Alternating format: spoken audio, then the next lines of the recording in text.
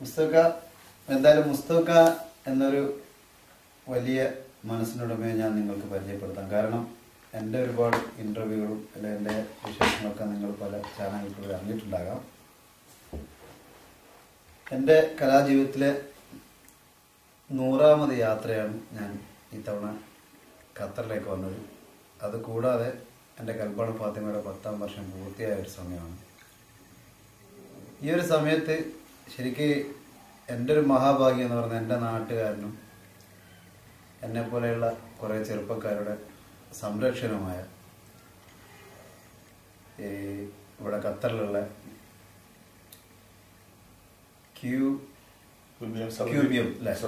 Saudi hyper മാർക്കറ്റിൻ്റെ MD കൂടിയായ ഇദ്ദേഹത്തിൻ്റെ അടുത്ത് നിന്ന് ഞാൻ ഇദ്ദേഹത്തിൽ നിന്നും എൻ്റെ പ്രിയപ്പെട്ട എന്നെ വീക്ഷിക്കുന്ന അല്ലെങ്കിൽ എന്നെപ്പോലുള്ള കലാകാരന്മാരെ വീക്ഷിക്കുന്ന സന്മനസ്സുകൾക്ക് എന്തെങ്കിലും, കാരണം ഒന്നുമില്ലാതെ ആകാശത്തിൽ കൂടി ഒരു വർക്ക്ഷോപ്പ് പോലും ഇല്ലാത്തൊരു സഞ്ചാരപാതയിൽ കൂടി നമ്മൾ ബാക്കിയുള്ള ഏതെങ്കിലും ഒരു യാത്രയിൽ ഒന്നെങ്കിലും ബസ്സിലായാലും ട്രെയിനിലായാലും കപ്പലിലായാലും മറ്റേത് വാഹനങ്ങളിലായാലും എന്തെങ്കിലും തകരാറ് വാഹനങ്ങൾക്ക് പറ്റിയുള്ളത് മാറ്റാനോ അല്ലെങ്കിൽ ട്രീറ്റ് ചെയ്യാനോ ഒരു വർക്ക്ഷോപ്പോ എന്തെങ്കിലും ഉണ്ടോ. പക്ഷേ ഇതൊന്നും ഇല്ലാത്തൊരു സഞ്ചാരപാതയിൽ കൂടി കുടുംബങ്ങളെയും കൂട്ടുകുടുംബങ്ങളെയും സ്വന്തം ആഗ്രഹങ്ങളെയും ത്യജിച്ച് അന്യനാട്ടിൽ വന്ന് ഈ മരുഭൂമിയിൽ സൗഭാഗ്യത്തിൻ്റെ സമ്പാദ്യത്തിൻ്റെ സമാധാനത്തിൻ്റെ ഒരു പൂന്തോട്ടം സൃഷ്ടിച്ച ഇദ്ദേഹത്തെ പോലെയുള്ള ഒരുപാട് വ്യക്തികളുണ്ട്. അതിൽ വളരെ പ്രധാനപ്പെട്ട ഒരാളാണ് ഖത്തറിൻ്റെ ജീവനാഡിയായിട്ടുള്ള പല വികസനത്തിൻ്റെയും സംസ്കാരത്തിൻ്റെയും ഭാഗങ്ങളിലൊന്നായ മുസ്തഫ സാഹിബിനോട് എനിക്ക് ചോദിക്കാനുള്ള ചില കൊച്ചു ചോദ്യങ്ങൾ അതെനിക്കും കേട്ടുകൊണ്ടിരിക്കുന്ന നല്ല മനുഷ്യർക്കും നല്ല ജീവിതത്തിൻ്റെ മാർഗങ്ങൾ പലതും നമ്മൾ മാറ്റിച്ചവിട്ടാനുള്ള കാരണം ആകും എന്ന് വിശ്വസിക്കുന്നു. മുസ്തഫ എത്ര നാളെ വിദേശത്ത് ഈ ഖത്തറിൽ വന്നിട്ട്? ഖത്തറിൽ വന്നിട്ട് 35 വർഷം തിരികെയാണ്. അന്ന് വരുന്ന ഞാൻ ആദ്യമായി ഖത്തറിൽ വരുന്ന സമയത്ത് ഖത്തറിന് ഒരു വികസനം ഇല്ലാത്തൊരു കാലഘട്ടത്തിലായിരുന്നു. വളരെ ചുരുങ്ങിയ ശമ്പളത്തിന് ജനങ്ങൾ ജോലി ചെയ്യുകയും അത്യാധുനിക സൗകര്യങ്ങളൊന്നും ഇല്ലാത്ത ഒരവസ്ഥയിൽ അന്നത്തേലും എത്രയോ മാറ്റങ്ങളാണ്. ആ കാലഘട്ടത്തിൽ ഇവിടെ വന്നവർക്ക് സ്വന്തം കുടുംബവുമായി ബന്ധപ്പെടാൻ സംസാരിക്കുക, അവരെ എഴുത്തുകൾ വരാനോ ഒരു ഫോൺ കോൾ ചെയ്യണമെങ്കിൽ പോലും ആഴ്ചകൾ വേണ്ടി വരും. ചിലപ്പോൾ അടുത്ത വീട്ടിനെ ആശ്രയിച്ചുകൊണ്ടായിരിക്കും. അതിലെല്ലാം വളരെയധികം മാറ്റങ്ങൾ വന്നിരിക്കുകയാണ്. ഇപ്പം വിദൂര സ്ഥലത്താണെങ്കിലും എന്നും ദൈനംദിനം അവരെ കുടുംബവുമായി ബന്ധുക്കളുമായി സുഹൃത്തുക്കളുമായൊക്കെ സംസാരിക്കുവാനും ആശയവിനിമയം നടത്താനൊക്കെ കഴിയുന്ന ഒരു കാലഘട്ടത്തിലാണ് നമ്മൾ നിൽക്കുന്നത് എന്നുള്ളതിൽ വളരെയധികം സന്തോഷമുണ്ട്. ഞാൻ മുസ്തഫ എന്ന് പറയുന്ന ആളെ എനിക്ക് നാട്ടിൽ വെച്ചറിയാം. പക്ഷെ എന്നെ മുസ്തഫയുടെ സ്റ്റാഫുകളായിട്ടുള്ള കുറച്ച് ആൾക്കാരാണ് കുറച്ച് ഇന്നിപ്പോൾ എൻ്റെ കൂട്ടുകാരായി മാറിയവർ അവരാണ് കൊണ്ടുവരുന്നത്. പക്ഷെ ഞാനിവിടെ വരുന്ന ഈ യാത്രയിൽ വരുമ്പോഴും എന്തിനാണ് ഇവരെന്നെ കൊണ്ടുവരുന്നത്, അല്ലെങ്കിൽ ഇവർക്ക് എന്നെ കൊണ്ടുവന്നിട്ട് എന്താണ് അവർക്ക് ലാഭം എന്നൊന്നും ഞാനറിയില്ല. പക്ഷെ ഇവരെ റൂമിൽ എനിക്ക് ഒരു നല്ലൊരു സൗകര്യവും താമസ സൗകര്യവും എല്ലാ അർത്ഥത്തിലും പുലർച്ച മുതൽ നിസ്കരിക്കാനുള്ള സൗകര്യം മുതൽ രാത്രി ഉറങ്ങേണ്ട എല്ലാ സൗകര്യങ്ങളും ഏർപ്പാടാക്കിയിട്ടാണ് ഈ കുട്ടികൾ മുസ്തഫയുടെ സ്റ്റാഫുകളിൽ നിന്ന് ഞാൻ മനസ്സിലാക്കിയത്. ഞാനിപ്പോൾ മമ്മൂട്ടിയെ കുറിച്ച് പറയുന്നത് പോലെ അല്ലെങ്കിൽ മോഹൻലാലിനെ കുറിച്ച് പറയുന്നത് അല്ലെങ്കിൽ എൻ്റെ ഇഷ്ടപ്പെട്ട സ്പോർട്സ് താരങ്ങളെ കുറിച്ച് പറയുന്നത് പോലെ വളരെ ആരാധനാപൂർവ്വമാണ് മുസ്തഫയുടെ സ്റ്റാഫുകൾ മുസ്തഫയെ കുറിച്ച് സംസാരിക്കുന്നത്. അപ്പോൾ ഇപ്പം ഞാനും ഈ കൽബാണ് ഫാത്തിമ പാടുന്നതിന് മുമ്പ് ഞാനും മറ്റു മുതലാളിമാരുടെ തൊഴിലാളിയായിരുന്നു. അപ്പോൾ എനിക്കും ജീവിതത്തിൻ്റെ പല ഭാഗങ്ങളിൽ പല മുതലാളിമാരെയും നേരിടേണ്ടി വന്നിട്ടുണ്ട്. അതിൽ ചില മുതലാളിമാരെ പറ്റി ഞാനിപ്പോൾ എപ്പോഴും പറയും, എൻ്റെ അളിയനായിരുന്ന ഒരു മുതലാളി ഇബ്രാഹിം അലി, പിന്നെ സൂപ്പർ മുസാദ്, ഇവരുടെ അടുത്തൊക്കെ ഞാൻ ഒരുപാട് അനുഭവങ്ങൾ ജീവിതത്തിൽ എങ്ങനെ നീങ്ങണം അത് പഠിച്ചിട്ടുണ്ട്. പക്ഷേ ഒരു ആരാധന എനിക്ക് അവരോട് തോന്നിയില്ല. പക്ഷേ മുസ്തഫനെ പറ്റി മുസ്തഫൻ്റെ സ്റ്റാഫുകൾ പറയുമ്പോൾ അപ്പം അവരിൽ കൂടിയാണ് ഞാൻ ശരിക്കും മുസ്തഫ എന്ന് പറയുന്ന വലിയൊരു മനുഷ്യനെ, വലിയ മനുഷ്യൻ ആകാര ഭംഗിയിലല്ല മനസ്സിനുടമ. കാരണം അവരെന്നോട് പറഞ്ഞു ഏറ്റവും താഴെ പാക്ക് ചെയ്യുന്ന അല്ലെങ്കിൽ പുറത്ത് സർവീസ് ചെയ്യുന്ന ഏറ്റവും താഴെയുള്ള സ്ഥാപനത്തിലുള്ള ഇത്രയും ആയിരക്കണക്കിന് സ്റ്റാഫുകളുള്ള ഒരു സ്റ്റാഫിൻ്റെ മുഖം പോലും മുസ്തഫക്ക് ഓർമ്മയില്ലാതില്ല. ഇതിൽ ഒരു സ്റ്റാഫിനോടും ഏറ്റവും താഴേക്കടയിലുള്ള സ്റ്റാഫിനോടും ഡയറക്റ്റായിട്ട് ഏത് സമയത്തും എന്തെങ്കിലും പറയണമെങ്കിൽ അവിടെ മാനേജേഴ്സ് ഉണ്ട്, മറ്റു പല മീഡിയ ഉള്ള പല തട്ടുകളിലുള്ള ഉദ്യോഗം ചെയ്യുന്ന ആൾക്കാർ. പക്ഷേ എന്തെങ്കിലും ആവശ്യം എന്നെ നേരിട്ട് വിളിക്കുക, ഏത് സമയത്ത് നട്ടപ്പാതിരൊക്കെ വിളിക്കുക, ഞാൻ അറ്റൻഡ് ചെയ്യും എന്ന് പറയുന്നു. ഒരു വലിയൊരു സ്ഥാപനത്തിൻ്റെ ഉടമ അങ്ങേ തട്ടിലുള്ള ഏറ്റവും താഴെയുള്ള ഒരു സ്റ്റാഫിനോട് പോലും എന്നെ എന്തുണ്ടെങ്കിൽ നേരിട്ട് വിളിക്കുക എന്ന് പറയുന്നു. ആ ഒരു ഫ്രീഡം, ആ ഒരു എല്ലാ ഈ നിങ്ങളുടെ സ്ഥാനത്തിരിക്കുന്ന പല സ്ഥാപന ഉടമകൾക്കും ആ കാറ്റഗറിയിലുള്ള ആൾക്കാർക്കും ഈ ഒരു ഗുണം ഉണ്ടാവും. അത് മുസ്തഫൻ അങ്ങനെ തീരുമാനമെടുക്കാൻ കാരണം, അതായത് ഈ മുതലാളി തൊഴിലാളി എന്നത് ശരിക്കു പറഞ്ഞാൽ മനുഷ്യന്റെ മുതലാളി സൃഷ്ടാവും. സത്യം. മനുഷ്യന്റെ മുതലാളി ശരിക്കും സൃഷ്ടാവും. പിന്നീട് നമ്മൾ കൂട്ടായി ഓരോരോ സംരംഭങ്ങൾ നടത്തുക എന്നുള്ളതാണ്. അപ്പോൾ എൻ്റെ സ്റ്റാഫ് ആ സംരംഭത്തിന്റെ ഉയർച്ചയ്ക്കും വിജയത്തിനും വേണ്ടി അവർ ഞാനൊരു പാർട്ട്, എനിക്കൊരു പാർട്ടുണ്ടെങ്കിൽ അതുപോലുള്ള ഓരോരോ പാർട്ടുകൾ ഓരോരുത്തർക്കും ഉണ്ട്. അപ്പോൾ അവരെ പ്രയാസങ്ങൾ നമ്മൾ മനസ്സിലാക്കണം.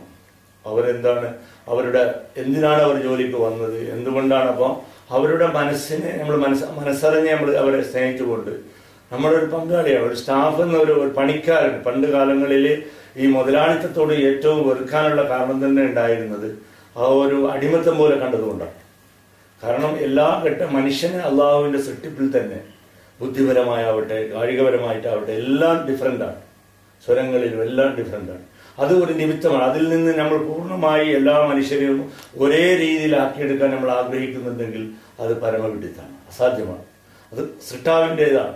എങ്കിലും നമ്മുടെ കൂടെ ജോലി ചെയ്യുന്നവർ എന്ന് പറഞ്ഞാൽ നമ്മൾ സ്ഥാപനത്തിൽ ജോലി ചെയ്യുന്നവരല്ല, നമ്മളോടൊപ്പം പരസ്പരം സഹായിച്ചു പോകുന്നവരെന്നുള്ള ധാരണയാണ് അതിൽ വരുന്നത്. തൊഴിലാളി മുതലാളി എന്ന് പറയുമ്പോൾ അത് അത്രത്തോളം അനുയോജ്യമായ ഒരു പദം തന്നെയല്ല. പരസ്പര സഹായങ്ങൾ അപ്പോൾ അവരുടെ ഒരു വിഷയം, ഒരു മാനേജർക്ക് പൂർണ്ണ അധികാരം അവരിലേക്ക് കൊടുക്കുമ്പോൾ ആ മാനേജറിന്റെ താല്പര്യത്തിനൊത്തിട്ട് സ്റ്റാഫ് നിന്നിട്ടില്ലെങ്കിൽ ചിലപ്പോൾ അവന്റെ നിലനിൽപ്പിന് ബാധകമാവും. അത് വരാതിരിക്കാൻ വേണ്ടിയാണ് നിങ്ങൾക്ക് ഏതെങ്കിലും രീതിയിലുള്ള പ്രയാസങ്ങൾ ഉണ്ടെങ്കിൽ നിങ്ങൾ എന്നെ വിളിച്ചറിയിക്കൂ. കാരണം ഞാൻ ഇത്രയെല്ലാം ഇളയ മനസ്സിൻ്റെ കൊണ്ട് മാത്രം പൂർണ്ണമാവില്ല. കാരണം ആ മാനേജ്മെന്റിന്റെ താല്പര്യത്ത് സ്റ്റാഫുകൾ പോകുന്നില്ലെങ്കിൽ അവർക്ക് ഏത് തീരുമാനം എടുക്കുമ്പോൾ ആ തീരുമാനം കഠിനമാവുമ്പോഴും അതിന്റെ ഒരു അള്ളാഹുവിനോട് ബദൽ പറയേണ്ടവൻ ഞാനാണെന്നുള്ളൊരു വിശ്വാസമാണ്. പിന്നെ ഈ സൗമ്യത വിനയം എന്ന് പറയുന്നത് അതൊരു വിശ്വാസത്തിന്റെ ഭാഗമാണ്. അത് ഇസ്ലാമിൽ വിശ്വസിക്കുക എന്നതിന്റെ അർത്ഥം തന്നെ അത് അള്ളാഹു പ്രവാചകനിൽ കൂടി മനുഷ്യരിൽ എത്തിച്ച സന്ദേശങ്ങൾ ഉപയോഗപ്പെടുത്തുക എന്നുള്ളതാണ്. അള്ളാഹു സുബ്ഹാനഹു വ തആല മനുഷ്യനോട് പറയുന്നു, നീ ഏറ്റവും കൂടുതൽ നിന്റെ സഹജീവികളോട് കരുണ കാണിക്കുമ്പോഴാണ് ഞാൻ നിന്നോട് കരുണ കാണിക്കുന്നത്. അത് അള്ളാഹുവിന്റെ കലാമാണ്. അപ്പോൾ നാം ഒരു പക്ഷേ ഓരോ തെറ്റിനെ ആക്ഷേപിക്കേണ്ടി വരും, നിർദ്ദേശിക്കേണ്ടി വരും. അതൊക്കെ നമുക്ക് തന്ന ഒരു കഴിവുകളാണ്. അത് ഉപയോഗിച്ചുകൊണ്ട് തന്നെ അവരുടെ പ്രയാസങ്ങളെയും അവരുടെ ദുഃഖങ്ങളെയും അവരുടെ സന്തോഷത്തിലും പങ്കുകൊള്ളാൻ കഴിയുക എന്നുള്ളത് തന്നെയാണ് ഏറ്റവും വലിയ ഒരു നല്ല കാര്യമായിട്ട് കരുതുന്ന ഒരു വ്യക്തിയാണ് ഞാൻ. എനിക്ക് മുസ്തഫക്കാണ് വേറെ കാര്യം. ഇപ്പൊ കുറച്ചു നേരം സംസാരിച്ചാൽ കൂടി ഞാൻ മനസ്സിലാക്കുന്നത് ഇക്കറ്, അതായത് വായിക്കുക എന്നുള്ളതാണ് അതിന്റെ അർത്ഥം തന്നെ ഞാൻ വിശ്വസിക്കുന്നത്. അപ്പോൾ എനിക്ക് അതായത് മുസ്തഫ സാഹിബിന്റെ സ്റ്റാഫുകൾ തന്നെ എന്നോട് പറഞ്ഞിട്ടുണ്ട്, ഞാൻ നിങ്ങളെ ഫേസ് ചെയ്യാൻ 2 ദിവസം എടുത്തിരുന്നു നിങ്ങളടുത്ത് എത്തിപ്പെടാൻ. നിങ്ങളെന്താണ് മുസ്തഫ സാഹിബ് എന്താണെന്ന് ചോദിക്കുമ്പോൾ നിങ്ങൾ സ്റ്റാഫുകളായിട്ട് എല്ലാവരും പല ആൾക്കാരുണ്ടായാലും എല്ലാവരും ഒരേ സ്ഥലത്ത് പറഞ്ഞ സംഗതിയുണ്ട്. താജിക്ക എന്തെങ്കിലും ഒരു സംഗതിയിൽ നിങ്ങൾ മുസ്തഫക്കാരെ പരിചയപ്പെട്ടാൽ നോക്കിക്കോ ഒരു ഉദാഹരണം ഉണ്ടാവും. അപ്പം ഞാൻ ഒരു ചെറിയൊരു ഉദാഹരണം നിങ്ങൾ എന്നോട് പറയും. അപ്പോൾ അതിലൊരു സ്റ്റാഫ് എന്നോട് പറഞ്ഞു, എന്തോ ഒരു സംഭവത്തിന് ഒരു സംഭവം ഡിലേ ആയി ഒരു നടത്തിപ്പിന്റെ കാര്യത്തിൽ. അപ്പോൾ ഒരു സ്റ്റാഫിനോട് മുസ്തഫക്ക പറഞ്ഞു, മോനെ ഇങ്ങോട്ടോ, പശു നമുക്ക് പാല് തരുന്നുണ്ടോ? അപ്പോൾ ഈ സ്റ്റാഫിന്റെ മനസ്സിൽ മുസ്തഫക്കാന്നല്ല ചോദിക്കുന്നത്, ഇതിന്റെ ഉത്തരം പെട്ടെന്ന് പറഞ്ഞാൽ ശരിയാവില്ല. എന്തെങ്കിലും ഒരു കുടുക്ക്, എന്തെങ്കിലും ചൊറ ഇതിലുണ്ടാവും. അപ്പോൾ മാമനെ നടിച്ചു. പക്ഷെ അവൻ പറഞ്ഞു പാല് തരുന്നുണ്ടോ ഇല്ല എന്നുള്ള പറയാനുള്ള ധാരണയിൽ നിൽക്കുമ്പോൾ മുസ്തഫക്ക പറഞ്ഞു, പാല് നമുക്ക് പശു തരുന്നില്ല. നമ്മൾ പോയിട്ട് പാലെടുക്കുകയാണ്. പശു ഒരിക്കലും എൻ്റെ പാലെന്നാന്ന് പറഞ്ഞിട്ട് പാല് തരുന്നില്ല. അതുപോലെ നമ്മളെ ചില ആവശ്യങ്ങൾ നമ്മൾ പോയി ചെയ്യേണ്ടത് നമ്മൾ തന്നെ ചെയ്യും. നമ്മൾക്ക് കിട്ടേണ്ട ആനുകൂല്യങ്ങൾ നമ്മൾ പോയി ചെയ്ത്, അല്ലെങ്കിൽ നമ്മളെ കാര്യങ്ങൾ നമ്മൾ പോയി ചെയ്യണം. അപ്പോൾ ഇതിൽ നിന്ന് ഞാൻ മനസ്സിലാക്കിയത് ഇപ്പോൾ അള്ളാഹുവിൻ്റെയും പ്രവാചകന്റെയും സന്ദേശങ്ങളൊക്കെ പറഞ്ഞു. അപ്പോൾ എനിക്ക് തോന്നുന്നു ഇത്രയും വൈഡായിട്ട്, കാരണം ഒരു 1000-ൽ പരം സ്റ്റാഫുകൾ എന്ന് പറഞ്ഞാൽ 1000-ൽ പരം കുടുംബങ്ങളെയാണ് സംരക്ഷിക്കുന്നത്. ഒരു സ്റ്റാഫ് അവരുടെ വ്യക്തിപരമായ കാര്യങ്ങൾക്ക് ഉപരി ചിലപ്പം ഇത്രയും അടുപ്പമുള്ളൊരു ബോസിനോട് കുടുംബ പശ്ചാത്തലവും വിഷമങ്ങളും കാര്യങ്ങളൊക്കെ പറയും. ഇതിൻ്റെ ഇടയിലും എൻ്റെ ഒരു ധാരണ ശരിയാണെന്നല്ല, വായനാശീലം. അതായത്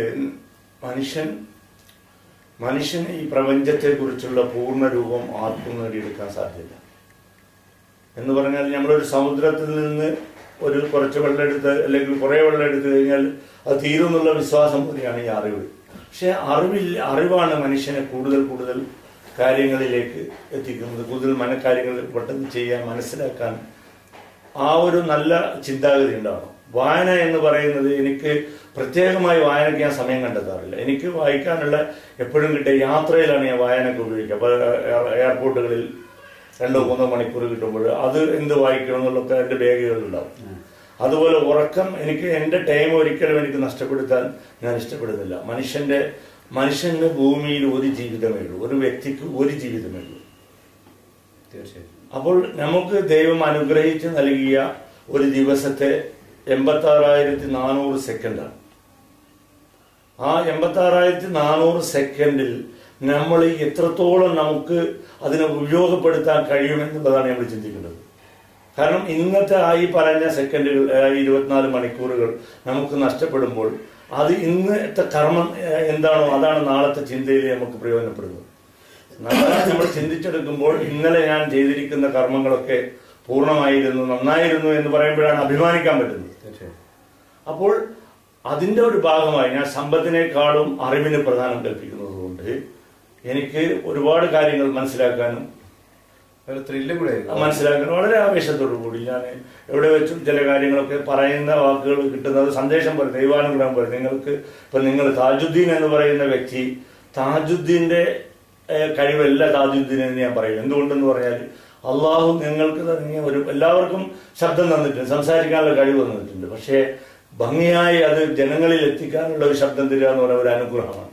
തീർച്ചയായും. എന്റെ വിശ്വാസം വെച്ച് നോക്കുമ്പോൾ ഒരു കലാകാരനെ കുറിച്ചിട്ട് ഞാൻ വിലയിരുത്തുകയാണെങ്കിൽ ദൈവം അനുഗ്രഹീതമായി നൽകിയ ശബ്ദം എന്നാണ് ഞാൻ പറയാം. ഞാൻ അതിൽ അങ്ങേയറ്റം വിശ്വസിക്കുന്നത്. കാരണം ഓരോരുത്തരുടെ കണ്ടെത്തലും, അതായത് നമ്മുടെ നാടൻ ഭാഷയിൽ പറഞ്ഞ അള്ളാഹു, ഇപ്പൊ ദാസേട്ടനായാലും റഫീ സാഹിബായാലും ശരി, താജുദ്ദീൻ വടകരായാലും ശരി, മറ്റുള്ള പാട്ടുകാരും ഓരോരുത്തരുടെ തൊണ്ടയിൽ അള്ളാഹു ഓരോ അളവിൽ ഇരുന്നുണ്ട്.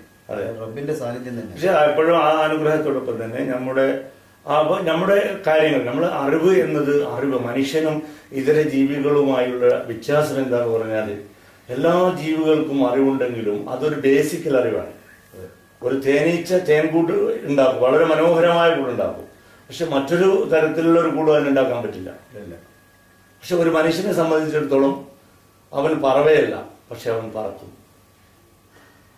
അവൻ ഒരു കുഴിയിൽ പോയി ജീവിക്കുന്നവല്ല, പക്ഷെ കുഴിയിലേക്ക് അവൻ കടക്കും, കുഴി നിർമ്മിച്ചിരിക്കും. അങ്ങനെ മനുഷ്യന്റെ എല്ലാവിധ കഴിവുകളും അവന് ശരിയായ രീതിയിൽ തെറ്റായ രീതിയിലും അവനക്ക് കഴിവുകൾ ഉപയോഗിക്കാൻ പറ്റുമെന്നുള്ളത് കൊണ്ടാണ് അള്ളാഹു സുബ്ഹാനഹു തആല ഓരോ കാലഘട്ടങ്ങളിലും പ്രവാചകന്മാരെ നിയോഗിച്ചുകൊണ്ട് മനുഷ്യനിക്ക് നിർദ്ദേശങ്ങൾ കൊടുത്തത്. ഇന്നത് നിനക്ക് സ്വീകാര്യമാണ്, ഇന്നത് നീ ചെയ്യരുത് എന്ന് കൽപ്പിക്കുന്നതിന്റെ ഉദ്ദേശ ലക്ഷ്യം നമ്മൾ മനസ്സിലാക്കണം. കാരണം നമുക്ക് ചെയ്യാൻ പറ്റും, അതുകൊണ്ടാണല്ലോ അത് നിഷേധിക്കുന്നത്. അത് ചെയ്യരുത് എന്ന് പറയും. നമ്മൾക്കിപ്പോ ലഹരി പദാർത്ഥങ്ങൾ കഴിക്കാൻ പറ്റും. അതേസമയത്ത് നമുക്ക് ആകാശത്തെ ഇടിച്ചു വീഴ്ത്താൻ പറ്റില്ല. അപ്പൊ അള്ളാഹു സുബ്ഹാനഹു തആല ആകാശത്തെ കുറിച്ചിട്ട് കണ്ടോ, നിങ്ങൾ അത്ഭുതങ്ങൾ കാണുന്നില്ലേ എന്നേ ചോദിക്കുന്നുള്ളൂ. അപ്പൊ ഇത്തരം വലിയ വിഷയങ്ങൾ കണ്ടെത്തുകയും നമ്മൾ ഓരോ കാര്യങ്ങൾ ക്രിയേറ്റ് ചെയ്തുകൊണ്ട് നമ്മൾ സംസാരിക്കുന്നവർക്ക് എങ്ങനെ അത് എളുപ്പത്തിൽ മനസ്സിലാക്കി കൊടുക്കാൻ കഴിയുമെന്നുള്ളത് നമ്മൾ പഠിക്കണം. ഒരു ആശയങ്ങളെ എങ്ങനെയെങ്കിലും പറഞ്ഞു നടന്നതുകൊണ്ട് ശരിയായ രൂപത്തിൽ ഏറ്റവും എളുപ്പമാർഗത്തിൽ അവർക്ക് ഉത്ബോധിപ്പിച്ചു കൊടുക്കുക എന്നുള്ളതാണ്. എല്ലാവരും അറിവ് ആഗ്രഹിക്കുന്നവരാണ്. അത് ക്രിയേറ്റ് ചെയ്തെടുക്കാനുള്ള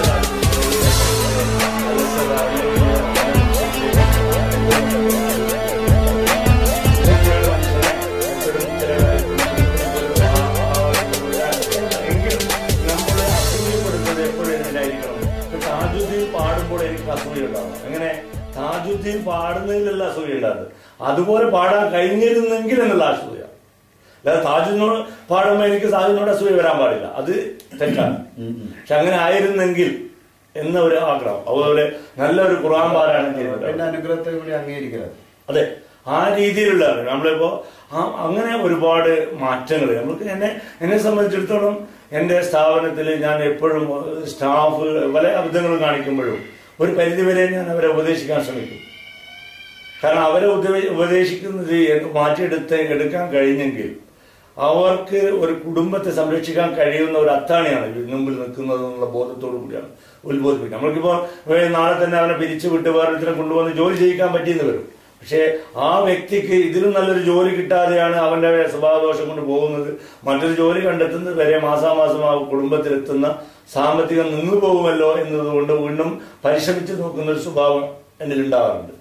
ചിലപ്പോഴേ പലരും ചോദിക്കും, ഇത്രയധികം എന്തിനാണ് നിങ്ങൾ പറയുന്നത്, നിങ്ങൾക്ക് തീരുമാനം എടുത്താൽ അവസാനിക്കില്ലേ എന്നത്. പക്ഷെ നമ്മളെ കൊണ്ട് കഴിയുന്നത്, കാരണം അവർ ഒരു ജോലി ചെയ്യുന്നവർ ജോലിക്കായി നമ്മുടെ സ്ഥാപനത്തിലേക്ക് കയറി കഴിഞ്ഞാൽ അന്ന് നമ്മളുടെ കുടുംബത്തിന്റെ ഒരു അംഗമാണ്.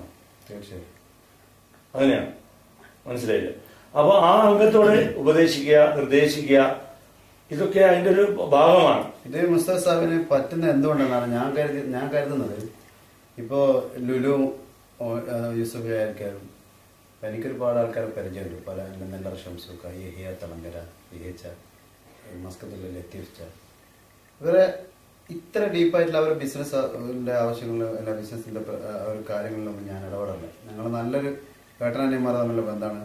അല്ലെങ്കിൽ ഒരു യഹിയൊക്കെ എനിക്കൊരു പിതൃതുല്യനാണ്. പക്ഷെ ഞാനിവിടെ വന്ന് അന്വേഷിച്ച് കുറെ സംഗതികളൊക്കെ പഠിച്ചു മുസ്തഫ സാഹിബിനെ കുറിച്ച്. എന്തുകൊണ്ട് പെട്ടെന്നൊരു സ്റ്റാഫിൻ്റെ അടുത്ത് ഇടപെടാൻ പറ്റുന്നു, ഇതിനെല്ലാം ഞാൻ മനസ്സിലാക്കിയത് പല വലിയ വലിയ സ്ഥാപനങ്ങൾക്കും ഒരു ഗ്രൂപ്പായിരിക്കും, ഒരുപാട് പാർട്ട്നേഴ്സ് ഉണ്ടാവും. പക്ഷെ എനിക്കൊരു മഹാത്ഭുതമായിട്ട് തോന്നുന്നത് ഇത്രയും വലിയ സ്ഥാപനങ്ങൾ ഖത്തറിൽ അത്രയും വൈഡായിട്ട് വളരെ വ്യാപ്തിയോട് കൂടിയിട്ടുള്ള ഈ ഇത്രയും വലിയ സ്ഥാപനങ്ങൾക്ക് ഒരു പാർട്ട്ണർ വേറെ ഇല്ല. ഒരു സബ് അല്ലെങ്കിൽ ഒരു കൂടെ ഒരു ഷെയർ ചെയ്യുന്ന ഒരു പാർട്ട്ണറില്ല. അപ്പം മുസ്തഫ സാഹിബിനെ സംബന്ധിച്ചിടത്തോളം ഭയങ്കര ഭീകരമായ മാനേജ്മെന്റും എല്ലാവരും ഉണ്ടെങ്കിൽ പോലും ഒരു സ്ഥാപനത്തിൽ ഒരു സ്റ്റാഫിന്റെ അടുത്ത് നേരിട്ട് പോയി ഫസ്റ്റ് അറ്റാക്ക് എന്നുള്ള നിലവാരത്തിൽ ഉപദേശമായാലും അല്ലെങ്കിൽ വേറെ ട്രീറ്റ് ആയാലും എന്തായാലും ഈ ഒരു തീരുമാനത്തിന്റെ പിന്നിൽ എന്താണ്? അത് യാദൃശ്യമായിട്ട് നടന്നതാണോ, അല്ലെങ്കിൽ മുൻകൂട്ടി ചെറുപ്പകാലത്തിലെ ഒരു ബിസിനസ്സിൽ ഓരോരുത്തർക്ക് ഓരോ നയങ്ങളുണ്ടാവും, ഓരോരുത്തർക്ക് ഓരോ മുഖങ്ങൾ, ഓരോ റൂട്ടാണ്. അപ്പൊ മുസ്തഫ സാഹിബ് ഒറ്റക്കാണ് ഇത്രയും വലിയ സ്ഥാപനത്തിന്റെ പാർട്ണർ, ഓൾ ഇൻ ഓൾ. അതായത് ഈ ആധുനിക കാലഘട്ടത്തിലോ അല്ലെങ്കിൽ ആ കാലഘട്ടത്തിലോ എന്റെ പിതാവ് ഒരു ആദർശധീരനായ വ്യക്തിയായിരുന്നു. കച്ചവടത്തിലായാലും സംസാരത്തിലായാലും എല്ലാത്തിലും നീതി പുലർത്തുന്ന ഒരു പിതാവിന്റെ മകനാണ് ഞാൻ. അപ്പോൾ ആ നീതിയിൽ കൂടി തന്നെ എന്നും ജീവിക്കണമെന്നുള്ള ഒരു ഉദ്ദേശശുദ്ധി ഉണ്ടായിരുന്നു. അപ്പോൾ പാർട്ട്ണർഷിപ്പ് പലപ്പോഴും പലരും പല രീതിയിൽ വിധിച്ചു പോകുന്നു, തെറ്റിപ്പോകുന്നു, പ്രശ്നങ്ങൾ ഉണ്ടാകുന്നു, പ്രശ്നങ്ങൾ അകന്നു പോകുന്നു. ഒരു ബിസിനസ്സിൽ നഷ്ടം വരുമ്പോൾ അത് ലാഭകരമാകുമ്പോൾ വളരെ ഐക്യത്തിലുള്ളവർ, നഷ്ടത്തിലാകുമ്പോൾ വളരെ ആക്ഷേപകരമായി വളരെ വിനാശകരമായ ശബ്ദങ്ങൾ ഉണ്ടാക്കുന്ന ഒരു അവസ്ഥ ഞാൻ പലപ്പോഴും കണ്ടപ്പോഴും. അപ്പോൾ നമ്മൾ ഉള്ളത് ഇതിൽ ചെയ്തു പോവുക. എന്റെ ആശയത്തിനകത്തുള്ള തീരുമാനം എടുക്കണമെങ്കിൽ എനിക്കൊരു പാർട്ട്ണർഷിപ്പ് ഇല്ലാതെ തന്നെ കൊണ്ടുപോയാൽ അത് സാധ്യമാകൂ എന്നൊരു ഉത്തമ വിശ്വാസമാണ് എന്നെ ഈ രീതിയിൽ എനിക്ക് കൊണ്ടുപോകാനുള്ള ഒരു ശക്തി ഉണ്ടായത്. പിന്നീട് രണ്ടാമതെന്ന് പറഞ്ഞാൽ എനിക്കിപ്പോൾ ഏറ്റവും വലിയ സന്തോഷം, എൻ്റെ 1000-ൽ മേൽപ്പെട്ടുള്ള സ്റ്റാഫുകൾ ഒരു ആൾ പോലും എൻ്റെ ഒരു നിർദ്ദേശപ്രകാരം ഒരു തെറ്റും ഇന്നുവരെ അവർ ചെയ്യേണ്ടി വന്നിട്ടില്ല. അവർക്ക് ദുനിയാവിൽ ആഹാരം നഷ്ടപ്പെട്ടു പോയി ഈ സ്ഥാപനത്തിൽ വന്നു നിന്നാൽ ഏതെങ്കിലും രീതിയിൽ ഒരു വഞ്ചന നടത്തരുത് എന്ന വാക്ക് ഞാൻ ഉപയോഗിച്ചു. അത് ഞാൻ പറഞ്ഞല്ലോ. ഇപ്പൊ ഉദാഹരണത്തിന് ഞാൻ എന്നെ കൊണ്ടുവന്ന മുസ്തഫ സാഹിബിന്റെ സ്റ്റാഫുകളും, കാരണം പേഴ്സണലായിട്ട് ഞാൻ ഇവിടെ ഇപ്പോൾ ഒരാഴ്ചയായി. ഈ ആഴ്ചയിടയ്ക്ക് എന്താ പറയാ, ഞാൻ സത്യം പറയാം വേറെ ആളെന്റെ റൂമിൽ കിടക്കുന്നൊന്നും ഇഷ്ടപ്പെടുന്ന ആളാണ്. എൻ്റെ ഒരു വീട്ടിലായാലും എവിടെയായാലും പക്ഷെ എനിക്ക് ഇവർ എൻ്റെ കൂടെ കിടക്കട്ടെ എന്നുള്ളൊരു ആഗ്രഹം. കാരണം അത്രയും ഭയങ്കരമായിട്ട് മാനസികമായിട്ടൊരു അടുപ്പമുണ്ട്. ഞാൻ എന്നിട്ട് ക്ഷണിക്കൂടെ, ഇന്നിവിടെ നിങ്ങൾ ആരെങ്കിലും രാത്രി ഉറക്കുന്ന സമയത്ത് ഇവിടെ കിടന്നോ, അത്ര പോലെ എനിക്ക് ഭയങ്കര.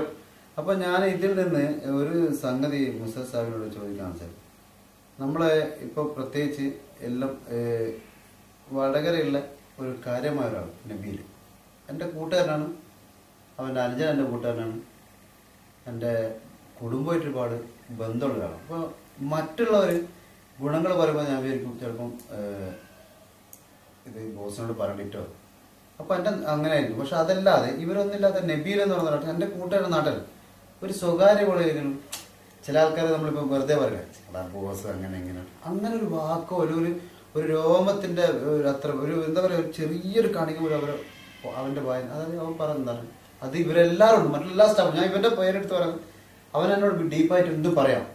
മറ്റുള്ളവർ പറയാൻ ചിലപ്പോൾ കാര്യം ബോസിനോട് അതൊക്കെ പറയാം എന്തെങ്കിലും അല്ലെങ്കിൽ. അപ്പോൾ എൻ്റെ നാട്ടുകാർ, അത് എൻ്റെ നാട്ടിൽ എനിക്ക് എൻ്റെ നാട്ടിൻ്റെ ഒരു കൾച്ചർ അറിയാം, എൻ്റെ നാട്ടുകാരുടെ സ്വഭാവം അറിയാം. അപ്പോൾ എൻ്റെ കൂട്ടുകാരനായിട്ടുള്ള ആൾക്കാർ അവൻ പോലും അങ്ങനെ എല്ലാവരും പറയുന്നുണ്ട്. ഇവരെല്ലാവരും ഓരോരുത്തരുടെ പേരെടുത്ത് പറയാതെ എന്നെ കൊണ്ടുവന്ന കുട്ടികളൊക്കെ ഇതാണ് പറയുന്നത്. പക്ഷെ അത്രയും ഒരു മുസ്തഫ സാഹിബിനോട് ഭയങ്കരം അത് അതിൻ്റെ എന്താണ് അതിൻ്റെ, അതായത് ഞാൻ സത്യം പറയാം, എനിക്ക് എൻ്റെ നാളെ എൻ്റെ ഓർക്കസ്ട്ര, എൻ്റെ കുടുംബമാണ്, എൻ്റെ ബിസിനസ്സാണ് എൻ്റെ ഓർക്കസ്ട്ര. ഞാൻ വളരെയധികം എൻ്റെ മറ്റേത് ടീമിൻ്റെ കൂടെ കൂടുമ്പോഴും മറ്റുള്ള ടീമുകളുടെ കൂടെ പാടാൻ പോകുന്ന ആർട്ടിസ്റ്റുകളും എൻ്റെ പരിപാടി കയറുമ്പോൾ അത് ചിലപ്പോൾ ഫീമെയിൽസിൻ്റെ അമ്മമാർ പറയാറുണ്ട്, അത് നിങ്ങളെ പരിപാടി കയറുമ്പോൾ നമുക്കൊരു പ്രൊട്ടക്ഷനാണ്. കാരണം ഞാൻ എല്ലാ മേഖലയിലും ഇടപെടും. അത് അവരൊന്ന് ഞാനായിരിക്കും അവരെ നേരിട്ട് വിളിക്കുന്നുണ്ട്. മ്യൂസിക് ചെയ്യുന്ന റിതം ചെയ്യുന്ന ആൾക്കാരല്ലേ, കീബോർഡ്, ഇവരെല്ലാം കോർഡിനേറ്റ് ചെയ്യാൻ വരാറുണ്ട്. പക്ഷെ എന്നാൽ പോലും അവരെല്ലാ കാര്യങ്ങളും ഞാൻ ഇടപെടും. ഞാൻ സ്വകാര്യത്തിൽ വിളിച്ചു വരും, കോർഡിനേറ്റ് ചെയ്യുന്ന ആൾ പൈസ എത്ര തന്നിട്ടുണ്ട്. കാരണം അവർ മൗനമായിട്ട് പറയരുത് താജുദ്ദീൻ്റെ പരിപാടി പോയി പൈസ കുറവാണ് അല്ലെങ്കിൽ പൈസ കുറക്കുന്നുണ്ട്. ഞാനെല്ലാം വളരെ ആഴത്തിൽ എന്താ വെച്ചാൽ ഭയങ്കര സന്തോഷം. 100 രൂപ അധികം കൊടുപ്പിക്കാൻ ഞാൻ ശ്രമിക്കും.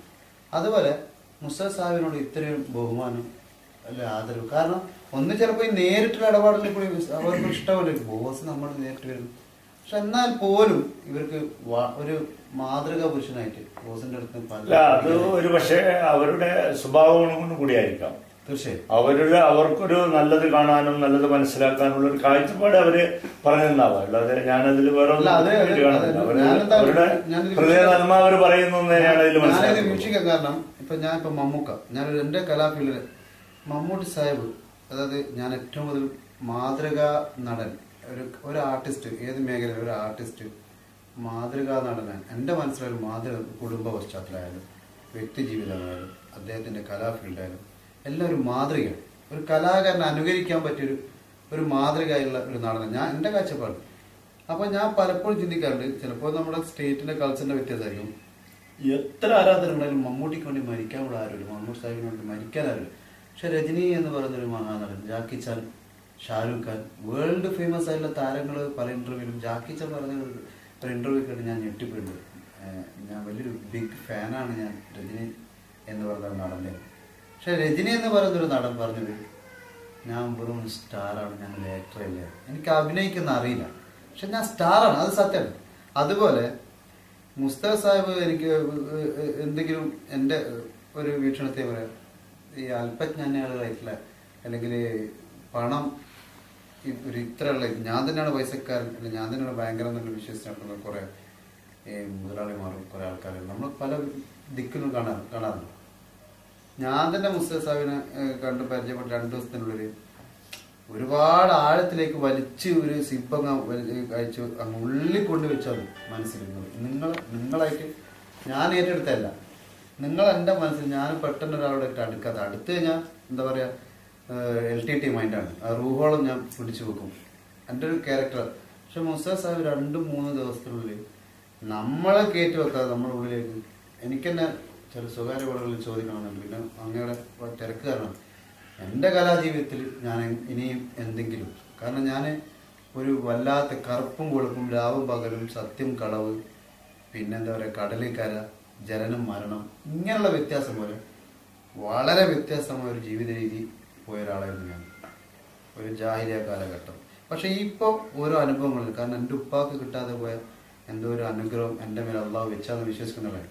എൻ്റെ കലാജീവിതത്തിൽ ഇനി അങ്ങോട്ട് ഞാൻ എന്തൊക്കെ കലാജീവിതത്തിൽ എൻ്റെ നയങ്ങളിൽ എന്തെങ്കിലും ഉപദേശങ്ങൾ തരാൻ, കാരണം അനുഭവമുള്ള ആളാണ് നിങ്ങളൊക്കെ. അതായത് ഈ ഇന്നത്തെ കാലഘട്ടത്തിൽ കലയിലേക്ക് കലാരംഗങ്ങളിലേക്ക് വരുന്ന കലാകാരന്മാര് അവരുടെ വിജയത്തിന് വേണ്ടി കലയുടെ കാലഘട്ടത്തിനനുസരിച്ച് എന്തും ആവാമെന്നുള്ള ഒരു ബോധം, ഏത് രീതിയിലും കലയെ കൊണ്ടുപോകാമെന്ന ഒരു മോഡേൺ സംസ്കാരം എന്ന് പറയുന്നത്. പക്ഷെ ഈ മോഡേൺ സംസ്കാരം എന്ന് പറയുന്ന സംസ്കാരത്തെ ഞാൻ വിലയിരുത്തുമ്പോൾ ഒരു പഴഞ്ചൻ സംസ്കാരമായിട്ടാണ് എനിക്ക് അനുഭവപ്പെടുന്നത്. കാരണം ആദ്യകാലങ്ങളിലായിരുന്നു മനുഷ്യൻ ചെറിയ കുറഞ്ഞ രീതിയിൽ വസ്ത്രം ധരിക്കുകയും ശരീരം അങ്ങനെയൊക്കെ ആയിരുന്നു. പിന്നീട് മനുഷ്യൻ പരിഷ്കൃതരായി കഴിയുന്നത് നല്ല രീതിയിൽ വസ്ത്രം ധരിച്ചു നല്ല രീതിയിൽ ജീവിച്ചു വരുന്ന ഒരു ഇതിലായിരുന്നു നമ്മൾ പരിഷ്കൃതകാരികൾ എന്ന് പറയുന്നത്. പക്ഷെ ഇപ്പോഴത്തെ ഈ മോഡേണിസം വന്നതോടുകൂടി വിവസ്ത്രധാരി അല്ലെങ്കിൽ അല്പവസ്ത്രധാരികളാവുക എന്നുള്ള, അല്ലെങ്കിൽ മോഡേൺ ആയി ജീവിക്കുന്നതാണ് പരിഷ്കാരം എന്ന് പറയുന്നതിനോട് ഒരു വിയോജിപ്പുണ്ട്. അപ്പോൾ താങ്കൾ ചെയ്യേണ്ടത് നമുക്ക് സമൂഹത്തിന് ഒരു സന്ദേശവും കൂടിയുള്ള രൂപത്തിൽ, അതായത് നമുക്കൊരു പരിധിയുണ്ട്. വിശ്വാസികൾക്ക് എപ്പോഴും കലാരംഗത്താവട്ടെ, കച്ചവട രംഗത്താവട്ടെ, ഏത് രംഗത്ത്, തൊഴിൽ രംഗത്താവട്ടെ, നമുക്കൊരു മാന്യത കീപ്പ് ചെയ്യാം. അത് വിശ്വാസത്തിന്റെ ഭാഗമാണ്. സംസ്കാരത്തിലാവട്ടെ, അത് ഇപ്പൊ മമ്മൂട്ടിയെ കുറിച്ച് താങ്കൾ സംസാരിച്ചല്ലോ. അദ്ദേഹത്തെ അനുകരിക്കണമെന്ന് താങ്കൾ പറഞ്ഞു, വളരെ യാഥാർത്ഥ്യമാണ്.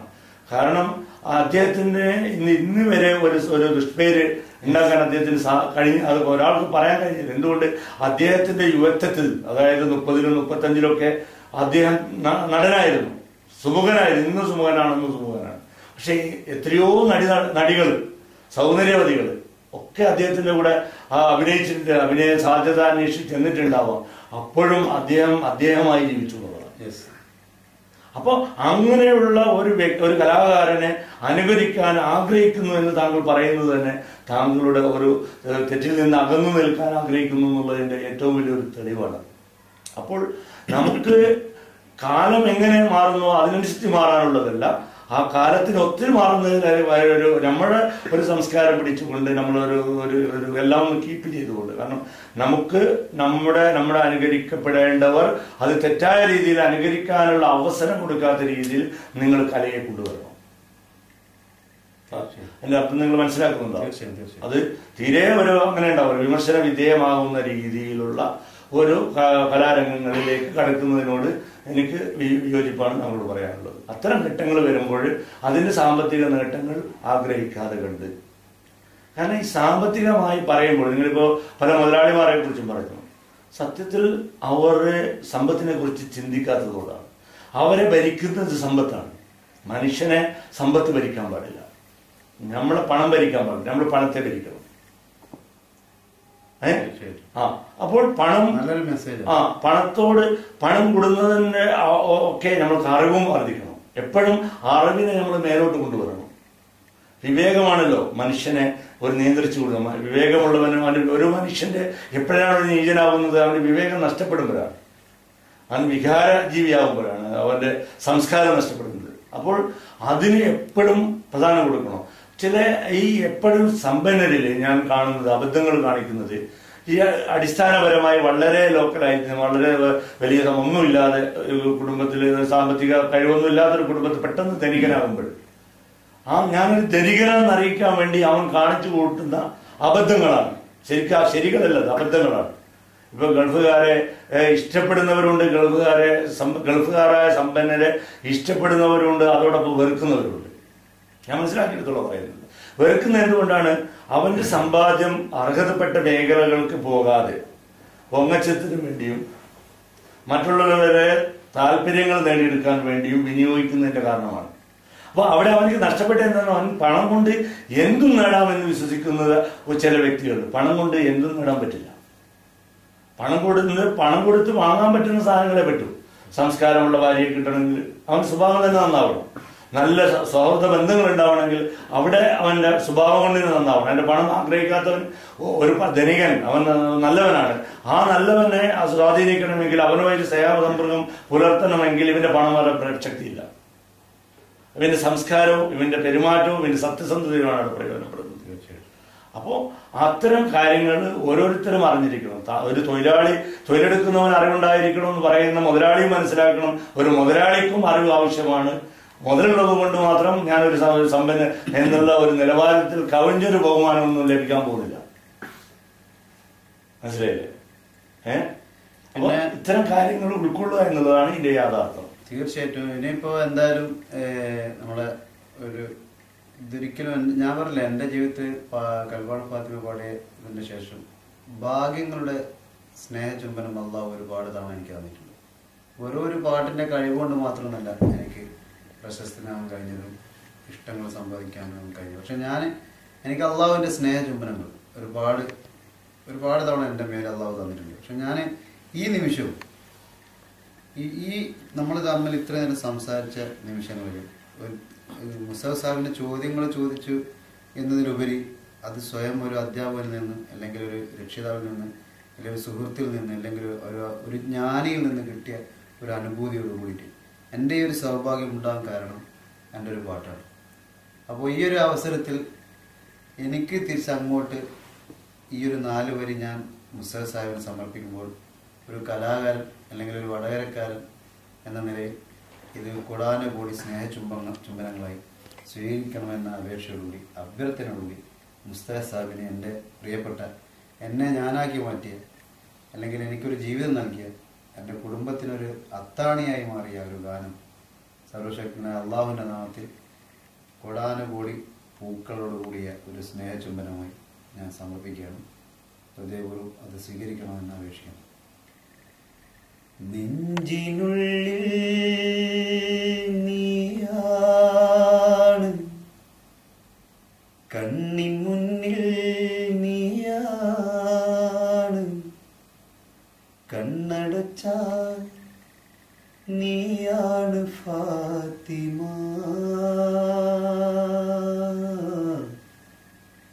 ഫാത്തിമ.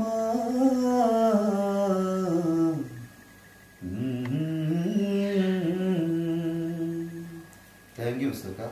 Thank you. പിന്നെ ഒരു കാര്യം കൂടി ഞാൻ ഈ അവസരത്തിൽ ഓർക്കുകയാണ്. താങ്കൾ ഞാൻ കണ്ടുമുട്ടി, നമ്മൾ ഒരുമിച്ച് നമ്മളിവിടെ വന്നു, അതൊക്കെ ഒരു നിമിത്തം. അതും താങ്കൾക്ക് തന്ന സ്വരങ്ങൾ തന്നെയാണ് നിമിത്തം.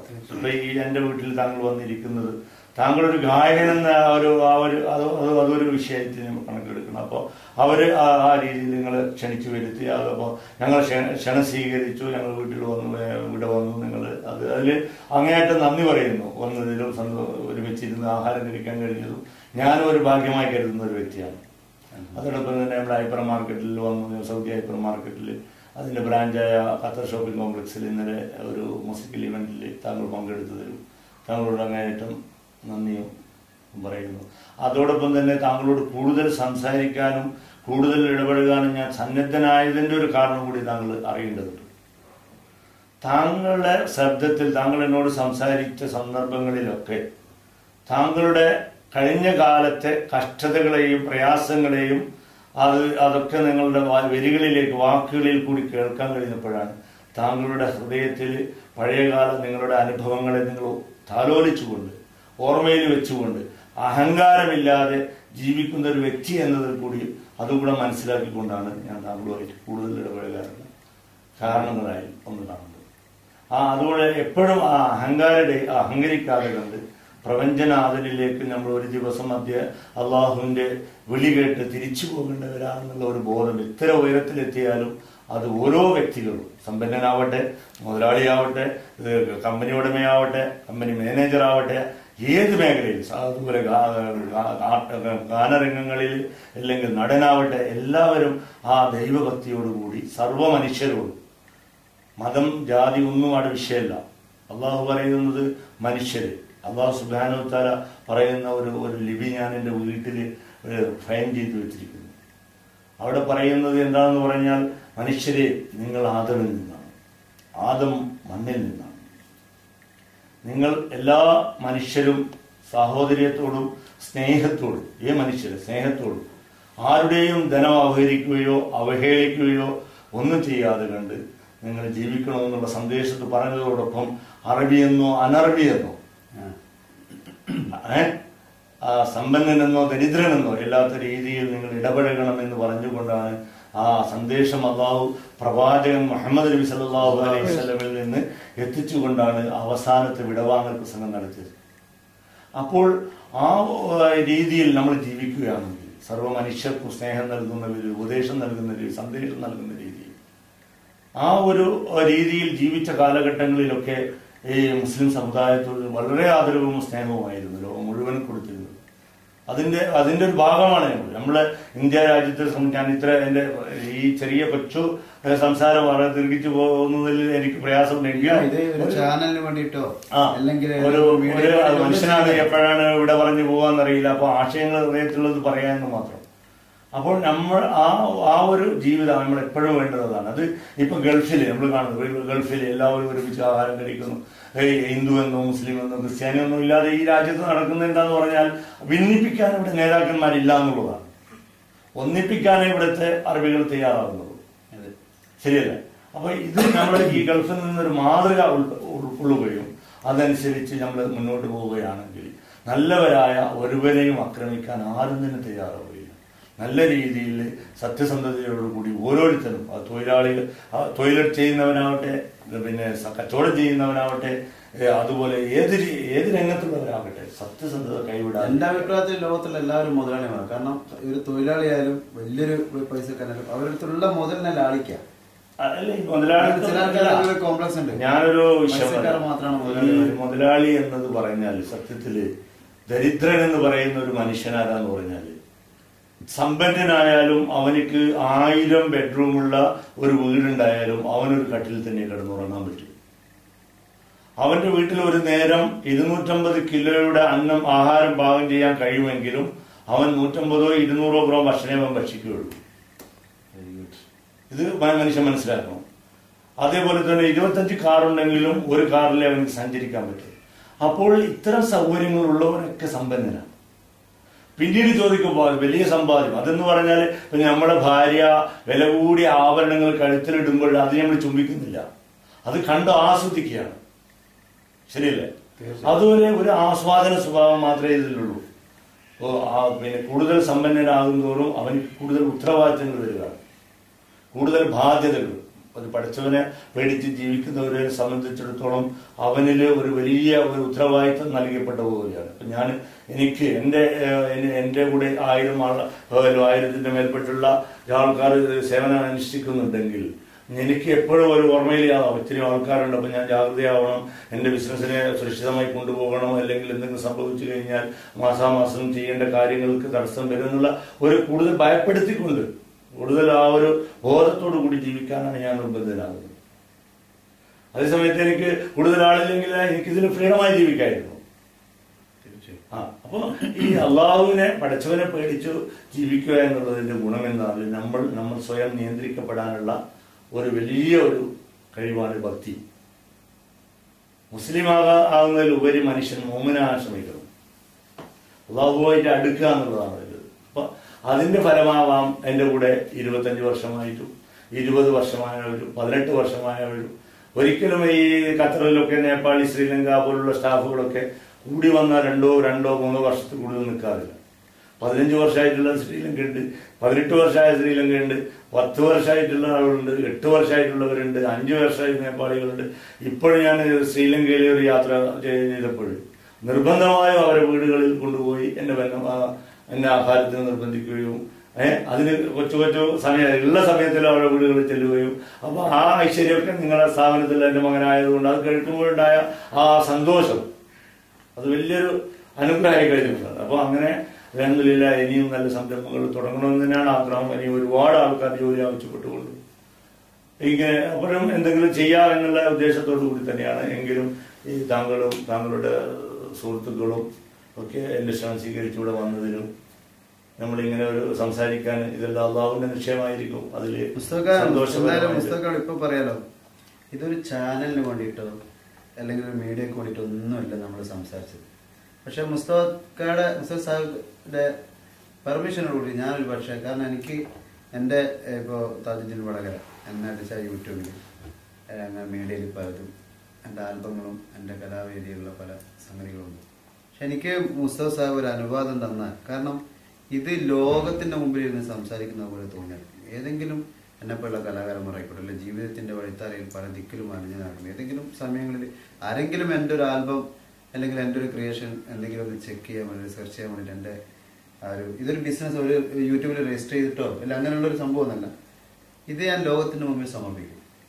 അങ്ങനെ നിങ്ങൾ കലാകാരന്മാരും കൂടി കേൾക്കേണ്ട കാര്യമാണെങ്കിൽ എനിക്ക് കലാകാരന്മാരോട് പറയാനുള്ളത്, ഈ ആധുനിക ഘട്ടങ്ങളിൽ ഈ കലാകാരന്മാരൊപ്പം ഫീമെയിൽ എന്നുള്ളൊരു വിഷയമാണ്. അതായത് ഫീമെയില് ആയിട്ട് കൂടുതൽ അടുക്കുന്ന ഒരു കാലഘട്ടമാണ്. അപ്പോൾ അവര് ഒരു കാരണവശാലും ഒരു അബദ്ധങ്ങളിലേക്ക് എത്തിപ്പെടാൻ പാടില്ല. തീർച്ചയായും. കാരണം അത് പിന്നീട് അവരെ ഭാവി ഇതാണ് വളരെയധികം വളരെ കലാകാരന്മാരുടെ ജീവിതത്തിൽ പിന്നെ അവരോട് പറയേണ്ടത് അവരെ ഒരു കലാപരമായി അവര് അതിനു വേണ്ടി അവരുടേതായ സ്വബോധം നഷ്ടപ്പെടുന്ന രീതിയിലുള്ള ലഹരി പദാർത്ഥങ്ങൾ കഴിച്ചുകൊണ്ടുള്ള ജീവിതവും രീതിയൊക്കെ അത് അനുയോജ്യമല്ല. അത് അവരുടെ കലയും അവരുടെ ഭാവിയിൽ അവരുടെ പ്രസക്തിക്ക് പ്രതിപാദിക്കുമെന്ന് തന്നെയാണ് എനിക്ക് പറയാം. അല്ലെങ്കിൽ ഒരു കലാകാരൻ അവന്റെ പ്യൂറായിട്ടുള്ള പ്യൂറായിട്ടുള്ള മാനസികാവസ്ഥയിൽ സമർപ്പിക്കണം. ലഹരിയിലാകുമ്പോ ഒരിക്കലും ഒരു കലാകാരന് എത്ര തന്നെ സൗഭാഗ്യം വന്നാലും അനുഗ്രഹം വന്നാലും അവർ വന്ന വഴികൾ ആദ്യം ഞാൻ എന്തായിരുന്നു അതിന് ഏറ്റവും ഒരു ഉദാഹരണം ഞാൻ വേണമെങ്കിൽ ഞാൻ പറയാം. ഞാൻ ഒരു കാഴ്ച യൂട്യൂബിൽ കൂടി പ്രസക്തിയായില്ലേ, എന്താ പേര്, ചന്ദ്രലേഖ എന്ന സ്ത്രീ. ആ സ്ത്രീയുടെ TV ചാനൽ പരിപാടി പ്രോഗ്രാം ഞാൻ കണ്ടിരുന്നു. അപ്പോൾ ആ സ്ത്രീയുടെ സൗന്ദര്യം നോക്കണോ, ആ സ്ത്രീയുടെ സൗന്ദര്യത്തിലൊരു പ്രസക്തി വന്നിട്ടുണ്ട്. ഞാൻ TV-ക്ക് മുമ്പിൽ പോവുകയാണ്, അതുകൊണ്ട് ഞാൻ മേക്കപ്പ് ചെയ്യണം, ചുണ്ടിൽ ലിപ്സ്റ്റിക് ഇടണം എന്ന ബോധം വന്നു എന്നൊരു ചിന്ത അവളിൽ ഉണ്ടായില്ല. ദൈവഭക്തി അവളൊരു ഏറ്റവും കൂടുതൽ ഞാൻ പറയുന്നു, ഞാൻ ഇതുവരെ കണ്ട അതിൽ ഏറ്റവും വലിയ ദൈവഭക്തിയുള്ള ഒരു സ്ത്രീ ആയിട്ടാണ് ആ സ്ത്രീയുടെ സംസാരം. സംസാരത്തിലൊരു മുസ്തഫ സഭയോട് പറഞ്ഞു, ദുബായിൽ എവിടെ ഇറങ്ങിയ ഒരു വിഷ്വല് കണ്ടിരുന്നു. പക്ഷെ ആ സ്ത്രീ ആ സമയത്തും നോർമലി ആ പച്ചയായിട്ടുള്ള അങ്ങനെയും സമൂഹം അംഗീകരിക്കുമെന്ന് കലാകാരന്മാർ മനസ്സിലാക്കണം. കലാകാരന്മാർ കുറെ ഓർഡർ വെച്ചുകൊണ്ട് കലാകാരികൾ കുറെ ലിപ്സ്റ്റിക് കിട്ടതുകൊണ്ട് മാത്രമല്ല അവരുടെ കലാ കഴിവുകളെയാണ് ജനം അംഗീകരിക്കുന്നത്. എല്ലാവരും കുറെ മേക്കപ്പും മറ്റും എന്ന് ഉള്ളത് കൊണ്ടല്ല എന്നതും കൂടി അവർ തിരിച്ചറിയുന്നത് നല്ലതായിരുന്നു. ഞാൻ എപ്പോഴും അത്ഭുതത്തോടെ വീക്ഷിക്കുന്ന ഒരാളാണ് രജനി സാർ. അതെ, അത് അദ്ദേഹത്തിന്റെ ചില നെറ്റിലെ ചില അത് അഭിനയത്തിലുള്ള ക്യാരക്ടർ അതേ സമയത്ത് നമുക്കൊരു കഴിവ് ദൈവം തന്നിട്ടുണ്ടെങ്കിൽ അത് തന്നെയാണ് അത് ഏറ്റവും വലിയ അംഗീകാരം. അപ്പൊ മഹാത്മാഗാന്ധിയുടെ സൗന്ദര്യം എല്ലാ ആളുടെ പ്രസക്തി, അദ്ദേഹത്തിന്റെ ഈ രാഷ്ട്രത്തോട് ചെയ്ത സേവനാണ് അവരുടെ പ്രസക്തിയുള്ളത്. അപ്പോൾ കലാകാരന്മാരെപ്പോഴും ബോധവൽക്കരിക്കുക. കലാകാരന്മാരിൽ പ്രസക്തരായ വ്യക്തികൾ ഏതെങ്കിലും തെറ്റുകളിലേക്ക് വരുമ്പോൾ അത് വലിയൊരു അബദ്ധമായി തീരും. എന്തുകൊണ്ടെന്ന് പറഞ്ഞാൽ അവരെ വിശ്വസിച്ച് അവരോടൊപ്പം ഓരോരുത്തരുടെ കുട്ടികളെ പ്രായപൂർത്തി ആയ കുട്ടികൾ, ചെറിയ കുട്ടികൾ ഒറ്റ വിട്ടയക്കുന്നത്. അപ്പൊ അവർക്ക് ഏതെങ്കിലും രീതിയിൽ തെറ്റിലേക്ക് വരികയാണെങ്കിൽ അവർ കലയോട് ചെയ്യുന്ന ഏറ്റവും വലിയ അക്രമമായിരിക്കും. അതുകൊണ്ട് ഒരു കാരണവശാലും മേഖലയിൽ കലാരംഗത്ത് നിങ്ങൾ പ്രവർത്തിക്കുന്നുണ്ടെങ്കിൽ നിങ്ങൾ എപ്പോഴും സുബോധം നഷ്ടപ്പെടുത്താത്ത രീതിയിൽ നിങ്ങളോടൊപ്പം പ്രവർത്തിക്കുന്ന ഫീമെയിൽ സ്റ്റാഫിനോട് സഹോദരി എന്ന രീതിയിൽ പാപ്പറമുള്ള ഒരു രീതിയിലുള്ള പ്രവർത്തനങ്ങൾക്ക് മുതിരരുത് എന്നുള്ള ഒരു ചെറിയ ഉപദേശം മാത്രം നൽകിക്കൊണ്ട് ഞാൻ നിർത്തുന്നു. ഏതായാലും ഇത് നമുക്ക് ഭംഗിയായി ഇവിടെ അവസാനിപ്പിക്കാം. പക്ഷെ ഇത്രയും വലിയൊരു അറിവിന്റെ നിറകുടമായിട്ടാണ് ഞാൻ കരുതിയിട്ടില്ല. അപ്പോൾ എനിക്ക് ഇനി ഒരൊറ്റ റിക്വസ്റ്റ് ഉള്ളത്, റിക്വസ്റ്റോടുകൂടി നമ്മുടെ ഈ ഏരിയ നമ്മുടെ അങ്ങോട്ടും ഇങ്ങോട്ടുള്ള ബഹുമാനപരമുള്ള ഉപദേശങ്ങൾ ഞാൻ സ്വീകരിച്ചു. എൻ്റെ ചോദ്യങ്ങൾ മുസ്തഫ സാഹിബ് സ്വീകരിച്ചെന്ന് ഞാൻ വിശ്വസിക്കുന്നു. ഇത്രയും തിരക്കിനിടയിൽ എന്നെപ്പോലുള്ള ഒരു കലാകാരനെ സംസാരിക്കാനും ഇത്രയേറെ സമയം പങ്കിടാനും കാണിച്ച ആ സന്മനസ്സിനുണ്ട് ഞാൻ അള്ളാഹുവിന് നന്ദി പറയുന്നു. ഒരൊറ്റ വാക്കുകൂടി, ഇനി എൻ്റെ ജീവിതത്തിൽ എനിക്ക് ഒറ്റ കാര്യം വരാനുള്ളൂ. കാരണം ഞാൻ അടക്കമുള്ള കലാകാരന്മാർ അല്ലെങ്കിൽ വലിയ സാഹിത്യകാരന്മാർക്ക് ചില നമ്മുടെ നാടുകളിലൊക്കെ ചില സ്കൂൾ കലോത്സവങ്ങൾ ചിലപ്പോൾ ചെറിയൊരു കലാവിരുന്നായിരിക്കാം, അല്ലെങ്കിൽ വലിയൊരു വേദിയായിരിക്കാം. അത്യാവശ്യം ഒരു വേദി ഉദ്ഘാടനം ചെയ്യാൻ അല്ലെങ്കിൽ യുവജനോത്സവം ഉദ്ഘാടനം ചെയ്യാൻ ഈ സമയത്തൊക്കെ നമ്മൾ സംസാരിക്കാനൊക്കെ അത്യാവശ്യം ഒരവസരം ഉണ്ടാവുള്ളൂ. ഇനി എന്തെങ്കിലും മുസ്തഫ സാഹിബ് നാട്ടിലുണ്ടാകുമ്പോൾ എൻ്റെ അറിവിൽ എവിടെയെങ്കിലും ഒരു കലാവേദി അല്ലെങ്കിൽ ഒരു യുവജനോത്സവം എന്തെങ്കിലും ഒരു സാഹചര്യം ഉണ്ടായാൽ ഒരു സ്നേഹ സംഭാഷണം നടത്താൻ വേണ്ടി വിളിച്ചാൽ ഈ വലിയ മനസ്സിൻ്റെ ഉടമ എൻ്റെ ഈ എളിയ കലാകാരനെ ക്ഷണം സ്വീകരിച്ച് ഞാൻ വിളിക്കുന്ന ഏതെങ്കിലും വേദിയിൽ വന്ന് അല്പനേരം സംസാരിക്കാൻ ഒരു സന്മനസ്. അങ്ങനെ ഞാൻ നാട്ടിലുള്ളപ്പോൾ സംസാരിക്കാനൊക്കെ വരാറുണ്ട്. പക്ഷേ സമയങ്ങൾ ഇപ്പോൾ മനുഷ്യന് ഞാൻ പറഞ്ഞില്ലേ, എല്ലാ ജോലിയുള്ളവർക്കും ജോലിയില്ലാത്തവർക്കും സമ്പത്തുള്ളവനിക്കും ഇല്ലാത്തവനിക്കും ഒക്കെ ദൈവം നൽകിയത് 24 മണിക്കൂറാണ് ഒരു ദിവസത്തിൽ. അപ്പൊ തിരക്കിനിടയിൽ ചിലപ്പോഴൊക്കെ പലരെ ക്ഷണം സ്വീകരിക്കാൻ പറ്റാതാവുന്ന അത് ഉത്തരവാദിത്തത്തിൽ നമ്മൾ ബോധവാനായതുകൊണ്ട് എങ്കിലും താങ്കൾ ഈ ഒരു ആഗ്രഹം പ്രകടിപ്പിച്ചതിൽ വളരെയധികം സന്തോഷമുണ്ട്. അങ്ങനെ ഒരു വേദിയുള്ള സമയത്ത് നമ്മുടെ ഇവിടെ ആ സ്ഥലത്ത് ഞാൻ ഉണ്ടെങ്കിൽ തീർച്ചയായിട്ടും ഞാൻ വരുമെന്ന് ഞങ്ങൾക്ക് ഉറപ്പു തരുന്നു.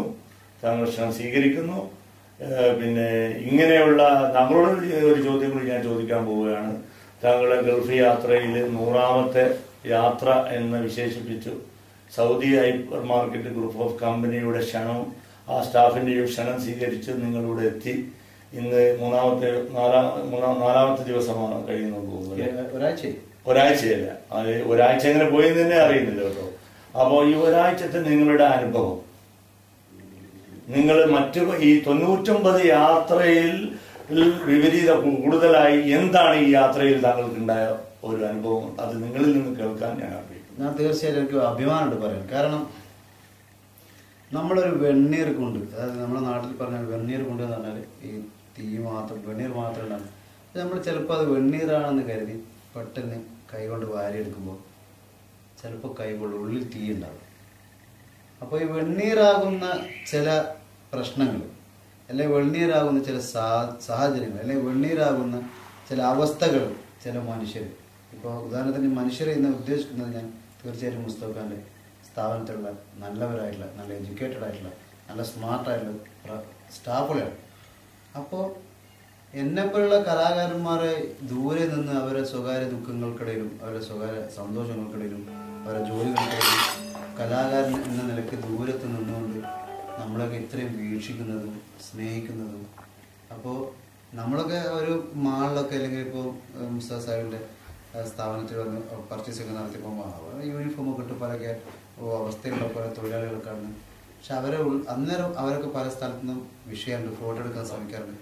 പക്ഷെ ഇങ്ങനെയുള്ളവരുടെ മനസ്സിൽ നമ്മളോട് ഇത്രയും സ്നേഹം ഉണ്ടോന്നോ, അല്ലെങ്കിൽ ഇത്രയും എന്താ പറയുക, ഒരു ഭയങ്കര അറ്റാച്ച്മെന്റ് എന്ന് പറഞ്ഞാൽ സ്വന്തം കുടുംബക്കാരെ പോലെ ഏതോ നാടുള്ള അറ്റ്ലീസ്റ്റ് നേപ്പാളി പോലും, ഒരു നേപ്പാളി ആർട്ടിസ്റ്റ് ഒരു സ്റ്റാഫ് പോലും നമ്മളോട് ഒരു ഭാഷയും കാര്യമൊന്നും. എൻ്റെ ഫാത്തിമ പാടി തന്നു, അനുരാഗ വിരോധനായി എന്നുള്ള ഒരു ഫിലിം സോങ് പാടി തന്നു. അപ്പോൾ സത്യം പറച്ച ഞാനൊക്കെ ഇനി അങ്ങോട്ട് എൻ്റെ ജീവിതയാത്രയിൽ ഞാനൊന്നും അനുഗ്രഹങ്ങൾ അങ്ങേയറ്റം ഉൾക്കൊണ്ട് ജീവിക്കുന്ന ഒരു കലാകാരനാണെങ്കിൽ പോലും ഈ യാത്ര എടുത്തു 100ാമത്തെ യാത്രയോടുകൂടി ശരിക്കും എനിക്ക് കൂടുതൽ ഭയം, അല്ലാതെ ഇത് നിലനിർത്തി തന്നെ ഇത്രയും സ്നേഹം അല്ലെങ്കിൽ ഇത്രയും ഇഷ്ടം എനിക്ക് ഒരു കാര്യം എന്നെ കൊണ്ട് ഒരു ലാഭമില്ലാത്ത കുറേ ഹൃദയങ്ങൾ തന്നെ നീ തീരുന്നു റബ്ബേ, ഇത് നിലനിർത്തി തന്നെ. ഇങ്ങനെയുള്ള സ്നേഹം തിരിച്ചറിയാനുള്ളൊരു മനസ്സ് കുറേ കാലം കഴിഞ്ഞ് തിരിച്ചറിഞ്ഞിട്ട് കാര്യമില്ലല്ലോ. ഒരു വെണ്ണീർ പോലെ കരുതിയ ഈ നല്ല മനസ്സുകളെ അതിൻ്റെ അടിയിൽ പരിശുദ്ധമായ സ്നേഹം അല്ലെ പരിശുദ്ധമായ ഇഷ്ടം, കറകളഞ്ഞ തീയാകുന്ന അഗ്നിയാകുന്ന സുഗന്ധം, അതായത് അരിമുല്ലപ്പൂവിൻ സുഗന്ധം അല്ലെ ഊതോളം സുഗന്ധമുള്ള നല്ല ഇഷ്ടങ്ങളാകുന്ന ഹൃദയങ്ങളെ മനസ്സിലാക്കാൻ കാലതാമസം തരുന്നത് റബ്ബേ എന്നുള്ളൊരു പ്രാർത്ഥന എനിക്കുള്ളൂ.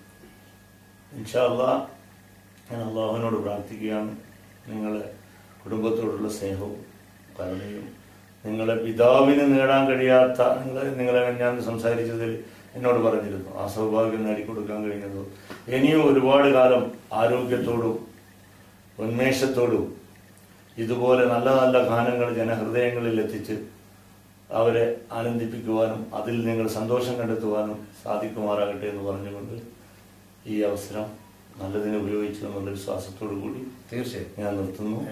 എനിക്കാണ് അതിൽ ഏറ്റവും കൂടുതൽ ഭാഗ്യങ്ങൾ.